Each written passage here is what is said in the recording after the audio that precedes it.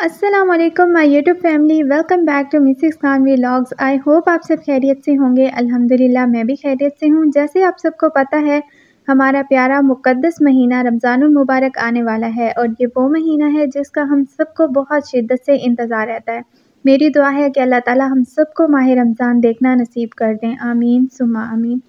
अच्छा, रमज़ानुल मुबारक वो वाहिद महीना है जिसमें एक नेकी का सवाब 70 गुना बढ़ा दिया जाता है और पूरा साल जो लोग हम खाते हैं, पहनते हैं, उन सब का अल्लाह ताला हमसे हिसाब लेंगे। लेकिन जो माह रमज़ान में हम जो भी खाना खाते हैं, जो कपड़ा पहनते हैं या जो चीज़ भी हम खर्च करते हैं, अल्लाह ताला उसका हिसाब नहीं लेंगे। ये इतना मुक़द्दस महीना है।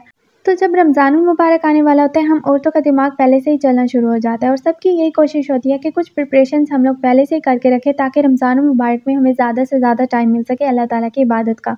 क्योंकि वो सिर्फ़ एक ही महीना होता है और उसमें हमारी पूरी कोशिश होती है कि हम वो अल्लाह ताला की इबादत में ही गुज़ारें। तो ये वीडियो आप लोगों के लिए काफ़ी हेल्पफुल होने वाली है। जैसे आपको पता है, मटर हर चीज़ में डलते हैं, इवन जितने भी चाइनीज़ डिशेज़ बनती हैं, अफ्तारी में तो काफ़ी सारी डिशेज़ बनती हैं। तो उसमें जो चाइनीज़ डिशेज़ बनती हैं और मटर पुलाव भी सबका फ़ेवरेट होता है। तो यहाँ पर तकरीबन 15 केजी मटर अम्मी ने निकाले हैं और इस तरह से ज़िप बैग्स में हमने इनको पैक करके फ्रीज़ करके रख दिया है। बाद में बहुत आसानी हो जाएगी। और ये चने हैं, जैसे आपको पता है चना चाट सबकी फ़ेवरेट होती है और अफ्तारी में ये डिश भी मस्ट होती है। अगर चने भी पहले से बॉयल करके रखते हैं तो बहुत आसानी हो जाती है, क्योंकि रमज़ान में इतना टाइम नहीं होता, ये भी काफ़ी टाइम लेते हैं। तो इनको भी अगर पहले से बॉयल करके रखते हैं तो बाद में बहुत ज़्यादा आसानी हो जाती है। और साथ इमली की चटनी भी इसमें डलती है, उसको भी आप पहले से प्रिपेयर करके 2-3 महीने के लिए रख सकते हैं। तो यहाँ पर तकरीबन ओवरनाइट के लिए इनको भिगो के मैंने रख दिया था। इसमें थोड़ा-सा मीठा सोडा ऐड करके इनको पूरी रात के लिए भिगो के रख देना है। उसके बाद इनको बॉयल कर लेना है। अगर पहले से बॉयल हुए पड़े होते हैं तो बस इजीली निकालें, और चटनी भी तैयार करके अगर पहले से रखी हुई होती है तो बस फ़ौरन से वो झटपट से तैयार हो जाती है चना चाट। अब पूरी रात के लिए इनको भिगो के रख देना है और ये देखिए इसके बाद बॉयल कर लिए हैं मैंने चने। अब अच्छी तरह से ये बॉयल हो गए हैं। अगर आप इसको 2-3 महीने के लिए बहुत ज़्यादा भी बॉयल करके रखना चाहते हैं तो वो भी आप बॉयल करके रख सकते हैं, लेकिन मैंने तकरीबन 1 महीने के लिए इनको बॉयल किया है। तो इतने मैंने बॉयल किया है कि ये 1 महीना चल जाए। अब इनको ज़िप बैग्स में डाल देना है और ये ज़िप बैग्स में बिल्कुल फ्रेश पड़े रहते हैं। यहाँ तकरीबन आप 2 महीने भी अगर इसको रख देते हैं फ्रीज़र में तो बिल्कुल भी ख़राब नहीं होते, और जब भी आप निकालते हैं और थोड़ा-सा आप गर्म पानी में इसको डाल देते हैं तो बिल्कुल वो दोबारा से फ्रेश हो जाते हैं। बस उसके बाद टमाटर, जैसे आपको पता है टमाटर भी हर चीज़ में डलते हैं। कोई चीज़ भी ऐसी नहीं है जो टमाटर के बगैर बनती हो। हर चीज़ का तड़का जो है वो टमाटर से ही तैयार होता है। तो अगर इनको भी आप पहले से प्रिपेयर करके रख देते हैं तो आपका बहुत सा टाइम बच सकता है। इसके बहुत से तरीके हैं इसको स्टोर करके फ्रिज में रखने के। अगर आप पूरे टमाटर को फ्रीज़ करके रखना चाहते हैं, बाद में ग्राइंड कर लें तो भी आप वेल एंड गुड, लेकिन इसकी प्यूरी बना के भी रख सकते हैं। लेकिन जो मैं तरीका आप लोगों को बताने वाली हूँ ये सबसे बेस्ट है और बहुत ईज़ी है और बाद में आपका बहुत सा टाइम बच सकता है। यहाँ पर तकरीबन 2 किलो टमाटर थे और मैंने टमाटर को इस तरह से पेस्ट बना लिया है। उसके बाद इसकी इस तरह से क्यूब्स बना लेंगे और इसको या क्यूब्स में डाल के फ्रीज़र में रख देंगे और अगले दिन आप इसको निकालेंगे तो बिल्कुल ये क्यूब्स फॉर्म में, क्यूब्स शेप में आ जाएँगे। आप 1 क्यूब यूज़ करना चाहें, 2 करना चाहें, बाद में बस आप क्यूब उठाएँ और आपने तड़का बनाना है तो आप कढ़ाई में डाल दें और बस आपका जो तड़का है वो फ़ौरन से तैयार हो जाएगा। तो आपको बिल्कुल भी मेहनत नहीं करनी पड़ेगी। अच्छा, और जैसे आपको पता है लहसुन और अदरक का पेस्ट, ये भी हर चीज़ में डलता है। अच्छा, बहुत से लोग लहसुन अदरक का पेस्ट बना के ऑलरेडी फ्रिज में रख देते हैं, लेकिन अक्सर आपने नोट किया होगा कि इसका कलर जो है वो चेंज हो जाता है, इसका कलर ब्लैक हो जाता है, ये पानी छोड़ देता है या थोड़ी बहुत इसमें स्मेल हो जाती है। लेकिन जो तरीका मैं आप लोगों को बताने वाली हूँ, इससे ना तो आपका लहसुन का टेस्ट ख़राब होगा, ना ही इसका कलर चेंज होगा और ना ही इसमें कोई स्मेल होगी, ना तो ये पानी छोड़ेगा। इसको भी इस तरह से मैंने लहसुन अदरक को ग्राइंड कर लेना है। इसको दरदरा सा ग्राइंड करना है, बिल्कुल पानी नहीं बना लेना इसका। और उसके बाद इनको भी इस तरह क्यूब्स में डाल के फ्रीज़र में रख देना है। 1 दिन तक इसको फ्रीज़र में रखना है, उसके बाद आपने ये क्यूब्स आराम से निकालेंगे तो ये देखिए कितनी ज़बरदस्त ये क्यूब्स फॉर्म में आ गया है। तो अब इसको आप इस तरह से ज़िप बैग्स में डाल के फ्रीज़र में रख सकते हैं। आप इसको 2 महीने के लिए रखें, 3 महीने के लिए रखें, बिल्कुल भी ख़राब नहीं होगा। आप 1 क्यूब उठाएँ और सालन में डालें और बस बहुत आसानी हो जाएगी। पहले से इस तरह क्यूब्स बना के आप फ्रीज़र में रख सकते हैं और बहुत जो अहम बात है वो ये है कि इसका कलर भी चेंज नहीं होगा, ना तो ये पानी छोड़ेगा और ना ही इसमें कोई स्मेल होगी। तो ये देखिए कितना ज़बरदस्त तरीका है, आप भी इसको ज़रूर अप्लाई कीजिएगा। और ये टमाटर हैं जिसको पहले से क्यूब्स में डाल के रखा हुआ था, तो ये टमाटरों की भी इस तरह से बहुत ज़बरदस्त क्यूब्स बन गए हैं। और बाद में 1-2 क्यूब्स आपने सालन में डालने हो, बस सिंपली आप क्यूब्स उठाएँ और सालन में डाल दें। तो बहुत ज़्यादा आसानी हो जाएगी। और उसके बाद मैं आपको जो बताने वाली हूँ वो ये है बूंदी। फुल्कियाँ जो दही बल्लों में डलती हैं, तो जैसे आपको पता है दही बल्ले तो हर घर में बनते हैं और डेली बनते हैं रमज़ान में, और इफ्तारी में ये डिश मस्ट होती है। तो उसके लिए अगर आप फुल्कियाँ घर में तैयार करके रखना चाहें तो बहुत ज़बरदस्त हो जाएगा, क्योंकि घर में हम फ्रेश ऑयल में बनाते हैं। बाहर से जो हम फुल्कियाँ लेते हैं अक्सर उनमें नमक बहुत ज़्यादा होता है, या वो अच्छी नहीं होती, या कुछ ऐसी होती है जिनमें स्मेल होती है, या फिर वो महंगी भी मिलती हैं। और घर में अगर हम उनको प्रिपेयर करें तो हम अच्छे ऑयल में उसको प्रिपेयर करके घर में रख सकते हैं। तो उसका बहुत ज़बरदस्त तरीका है। और यहाँ पर बेसन लिया है, आप जितनी क्वांटिटी में बनाना चाहें क्वांटिटी आप अपने हिसाब से उस रख सकते हैं। तो मैंने बेसन यहाँ पर लिया, उसमें थोड़ा-सा 1 पिंच मीठा सोडा ऐड कर दिया है और 1 पिंच नमक। नमक आप हस्बे ज़रूरत इसमें ऐड कर सकते हैं जितना आप नमक पसंद करते हो। मैं तो अक्सर नमक जो है वो इसमें स्किप कर देती हूँ, क्योंकि बाद में चाट मसाला वगैरह डलता है तो वो नमक जो है वो पूरा हो जाता है। तो ज़रूरी नहीं होता कि इसमें नमक हम लोग डालें, लेकिन यहाँ पर मैंने तकरीबन 1 पिंच नमक ऐड कर दिया है। तो बस इस बॉटल में आप डाल देंगे, और मैं अब आपको तरीका बताऊंगी कि आपने फुल्कियाँ किस तरह से तैयार करनी है। ये बहुत ईजी सा मेथड है और बहुत बेस्ट है। आप पहले से काफ़ी सारी फुल्कियाँ रमज़ान से पहले बना के रख सकते हैं, और रमज़ान में बस मज़े ही मज़े होंगे आपके, क्योंकि हर चीज़ तो पहले से आपकी तैयार होगी। तो बस रमज़ान में सिर्फ आप अल्लाह ताला की इबादत में ही टाइम गुजारिएगा। जब आपने बेसन का पेस्ट आपने बॉटल में डाल देना है, उसके बाद आपने ऑयल को अच्छे से गर्म कर लेना है। ऑयल आपने बहुत ज़्यादा नहीं लेना, बस इतना लेना है कि उसमें फुल्कियाँ तैयार हो जाएँ। ऑयल को अच्छे से गर्म कर लेना है, और इस तरह से देखिए अब फुल्कियाँ हल्का-सा बेसन डालते जाएँगे, उस तरह से वो फुल्कियों की शेप में आ जाएँगे। तो इनको मीडियम फ्लेम पे आपने पकाना है, फ्लेम बहुत ज़्यादा हाई नहीं करनी है। और देखिए कितनी ज़बरदस्त फुल्कियाँ तैयार हो गई हैं, ये इतनी सॉफ्ट होती हैं। ये बिल्कुल आपके मुताबिक होंगी, आप इसमें जितना नमक ऐड करना चाहें, ऑयल भी बाद में आप इसको रिमूव कर सकते हैं, पानी में आप इसको डिप करके रखते हैं, बाद में इसको निचोड़ेंगे तो वो ऑयल भी निकल जाता है। और जो ऑयल इसमें जाता है वो बिल्कुल फ्रेश होता है, क्योंकि घर का ऑयल होता है। तो ज़ाहिर-सी बात है रमज़ान में हम लोग रोज़े रख रहे होते हैं, हमारा जो स्टमक होता है वो बहुत ज़्यादा सेंसिटिव हुआ होता है, तो इस तरह की कोई बाहर की गंदी चीज़ें एक्सेप्ट नहीं करता। तो उसके लिए कोशिश किया करें इस तरह की प्रिपरेशन घर में ही करके रखें, ताकि आप बीमार ना हो रमज़ान में और अच्छे से अल्लाह ताला की इबादत कर सकें।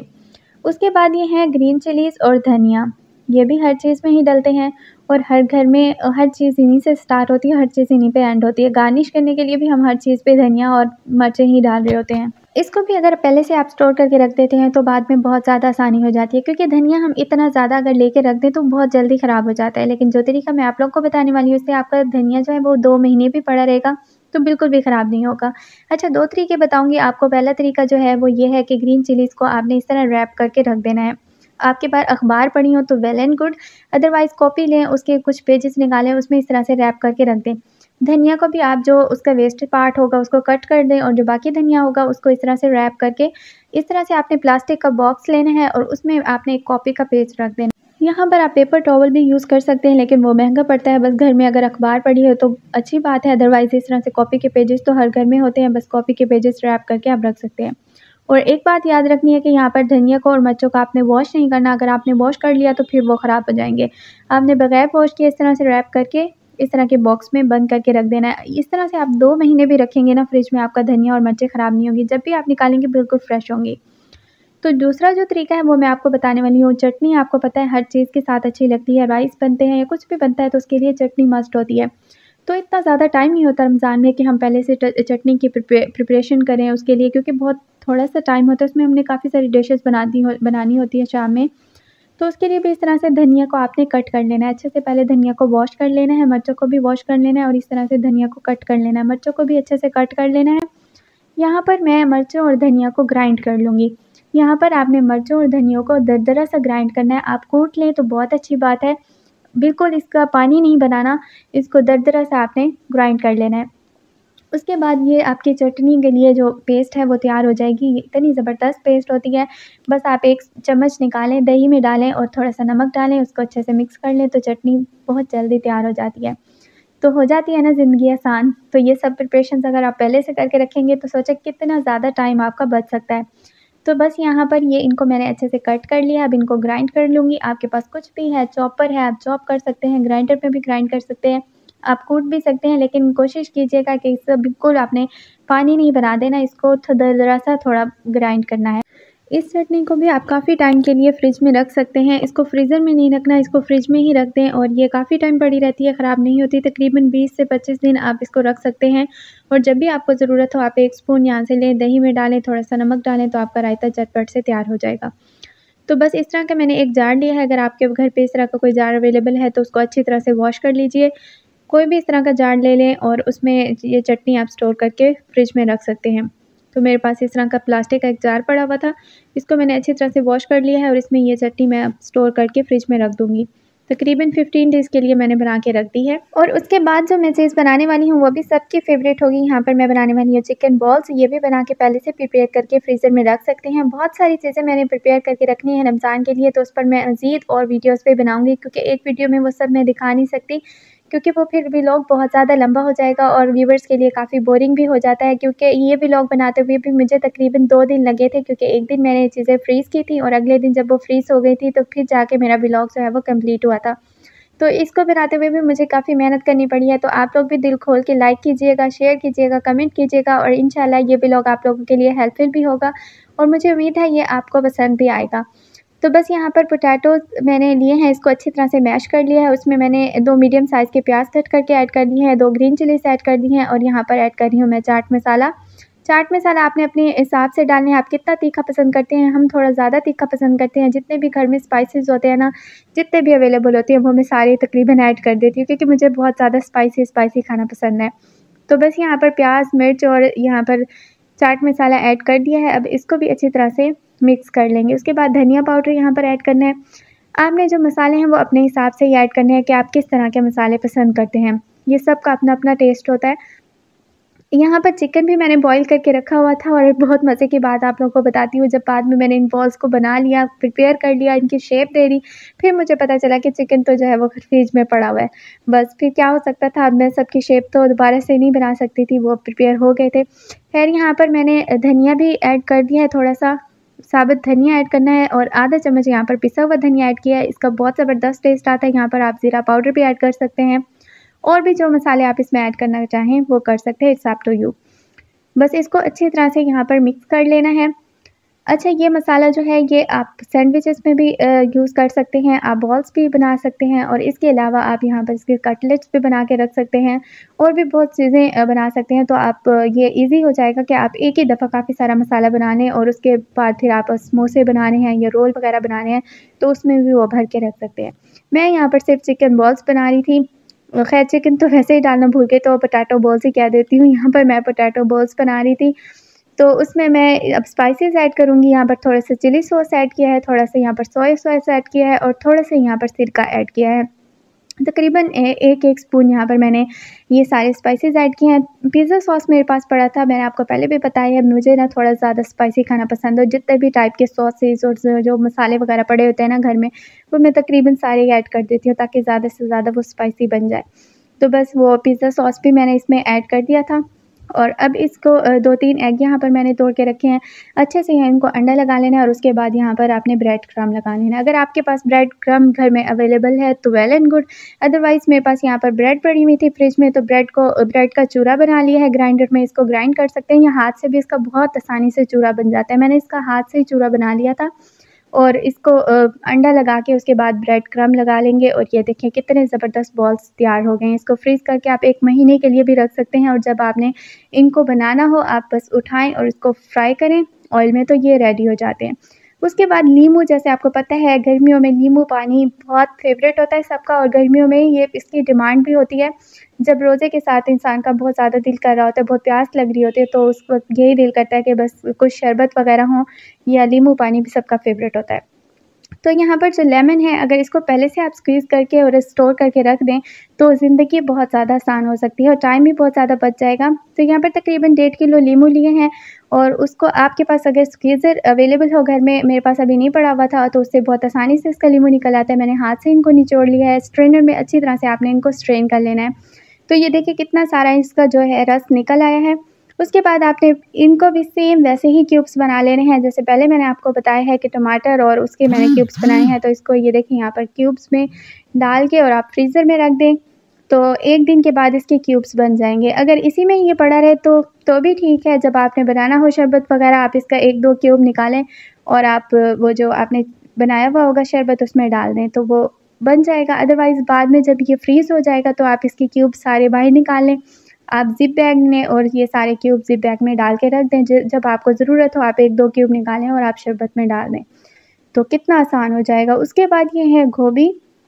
गोभी अक्सर इसका सीज़न भी चला जाता है, ये बहुत अच्छी लगती है बाद में और इसको बाद में कट करने में टाइम लग रहा होता है, तो इसको भी आप फ्रीज़ करके स्टोर करके रख सकते हैं। इसको तो काफ़ी टाइम के लिए भी रख सकते हैं। अगर आप 2-3 महीने के लिए भी रखना चाहें तो रख सकते हैं। यहाँ पर गोभी को अच्छी तरह से कट कर लिया है। हमें थोड़ी मोटी-मोटी गोभी कटी हुई पसंद है, बिल्कुल बारीक कटी हुई पसंद नहीं है। तो अब इसको अच्छी तरह से मैं वॉश कर लूँगी क्योंकि गोभी के अंदर कीड़ा वगैरह होता है, तो उसको भी चेक कर लेना है और उसके बाद इसको अच्छे से वॉश कर लेना है। इसको भी सेम वैसे ही ज़िप बैग में डाल के और इसको रख देना है फ्रीज़ करके। जब आपने बनानी हो, आप मसाला बनाएँ, उसमें गोभी डालें तो बिल्कुल ऐसे लगता है जैसे ये फ्रेश गोभी हो। जब फ्रीज़र से आप निकाल के पकाते हैं बिल्कुल ये फ्रेश लगती है। तो ये देखिए यहाँ पर मटर भी रेडी हो गए हैं, चने भी यहाँ पर बॉयल करके रख दी हैं, उसके बाद ये गोभी भी फ्रीज़ करके रख देंगे। टमाटर वगैरह का पेस्ट, नींबू का पानी, हर चीज़ माशाल्लाह से अब फ्रीज़र में फ्रीज़ हुई पड़ी है। ये सुहांजना है जो साइड पे पड़ा हुआ था, ये भी हमने फ्रीज़ करके रखा हुआ है। तो इसके अलावा और भी बहुत सारी प्रिपरेशंस मैंने करनी है, इंशाल्लाह वो पार्ट 2 में मैं आपको वीडियो एक बनाऊँगी, व्लॉग पार्ट 2, उसमें मैं सारी चीज़ें आपको बताऊँगी क्योंकि फिर ये व्लॉग काफ़ी लंबा हो जाएगा। एंड कैन यू इमेजिन, बहुत से लोग ना रमज़ान से पहले लिस्ट बना लेते हैं कि उसमें हमने क्या-क्या इबादत करनी है, क्या-क्या तस्बीह पढ़नी है ताकि उनका 1 मिनट भी ज़ाया ना हो। तो आप भी एक लिस्ट बना लीजिए, इंशाल्लाह आपका रमज़ान बहुत ज़बरदस्त गुज़रेगा। अगर आपको मेरा ये व्लॉग अच्छा लगा है तो मुझे कमेंट में ज़रूर बताइएगा। अगर आप मेरे चैनल पर न्यू हैं तो चैनल को लाइक और सब्सक्राइब ज़रूर कर दीजिएगा। बेल आइकन को भी ज़रूर प्रेस कर दीजिएगा ताकि मेरी न्यू आने वाली वीडियोज़ आप तक पहुँचती रहें। अल्लाह हाफ़िज़।